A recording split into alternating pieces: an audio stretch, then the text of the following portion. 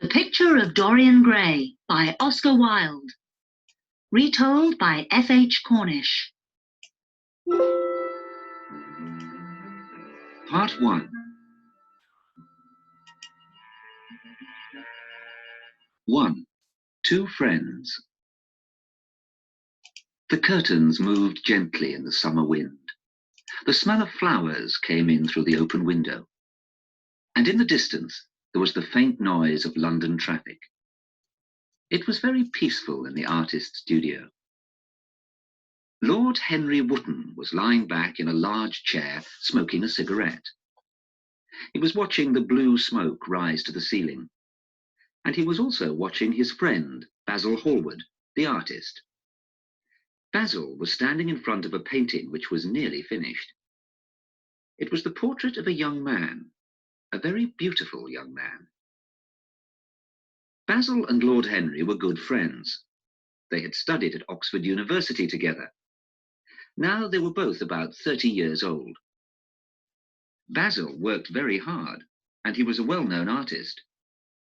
Lord Henry, who was called Harry by his friends, did not work at all. He was a rich man.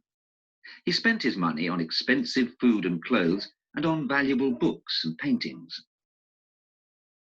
Lord Henry pointed towards the painting. "That is the best portrait you have ever painted, Basil," he said. "You must show it in the best art gallery in London," Lord Henry continued. "Everybody must see it." "I am not going to show this picture in a gallery," Basil replied. "Not going to show it?" said Harry in surprise. "You artists are silly people. You want to be famous. You become famous. Then you don't like being famous. Think, Basil. It's bad when people talk about you, but it's worse when they don't talk about you. Why won't you show the picture?" "I know you will laugh at me, Harry," answered Basil, "but I can't show the picture because it shows too much of me. It is too much like me." "Nonsense," said Harry. "The picture does not look like you at all. You have black hair and a strong, intelligent face, but you are not beautiful, Basil. The young man in the portrait has blonde hair and a pale face, and he is beautiful." "You don't understand me at all, Harry," said Basil. "I don't mean that I look like Dorian Gray." "Dorian Gray? Is that the young man's name?" "Yes, that is his name. I didn't want to tell you." Basil stopped talking and went out of the door into the garden. Harry laughed and followed him. The two young men sat on a long wooden seat under a laurel tree. The summer wind moved through the shiny leaves. Harry looked at his watch. "I shall have to go soon, Basil," he said. "But first, I want an answer to my question." "What question?" asked Basil. "Why won't you show the picture of Dorian Gray in a gallery? What is the reason?" "I told you the reason," said Basil. "It is too much like me." "But what do you mean?" asked Harry. "I'm an artist," said Basil. "An artist paints pictures of other people. But I believe that an artist shows his own feelings in every picture he paints. Each time I paint a picture, I show feelings that are inside me. I don't want people to look at the picture of Dorian Gray. I don't want them to find out about my feelings." Basil stopped speaking. Harry bent down and picked a small white flower from the grass. "And what are your feelings, Basil? Tell me," he said. He looked closely at the tiny flower. At last, Basil spoke again. "I met Dorian at a party. It was Lady Brandon's party, and a lot of people were there. Dorian and I saw each other at the same time. I felt afraid, but I don't know why. Then I felt that this person was very important to me. I felt that I had known him for a long time. Somebody introduced Dorian to me. Somebody made a joke, and we both laughed.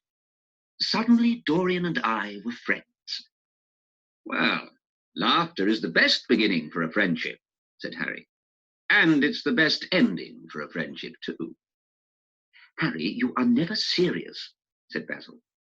Dorian is my closest friend. I see him every day. He is the most important thing in my life. He is more important to me than my work. But I thought your work was the most important thing in your life, Basil, said Harry. It is important, but I need Dorian. I'm a better artist now that I know Dorian. Do you remember that picture of the landscape, the woods and fields? Everybody thought it was my best painting.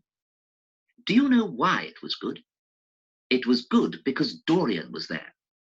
He saw me paint it. Dorian has the power to make me a better artist.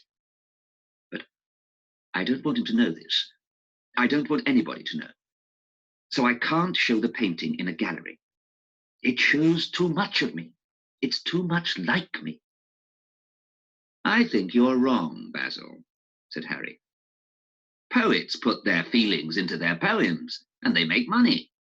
So artists must put their feelings into their pictures. Then they can make money too. Then Harry thought of something else. You will get tired of this beautiful young man, he said. One day his beauty will disappear, and Dorian Gray won't be interesting anymore. No, Harry, that is not true. Don't talk like that, said Basil. Dorian's beauty is not important to me. Dorian himself is important to me. Dorian Gray must be an interesting young man, said Harry. I want to meet him. I don't want you to meet him, replied Basil quickly. You don't want me to meet him? No. Suddenly, Basil's servant came out into the garden. Mr. Dorian Gray is here, sir. He is in the studio, he said.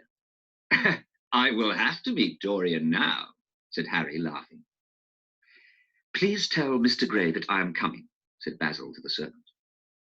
Then Basil turned to Harry. He was upset, and he spoke slowly to Harry. Please be careful, Harry, he said. Dorian is beautiful and very young. You are never serious, and you say strange things.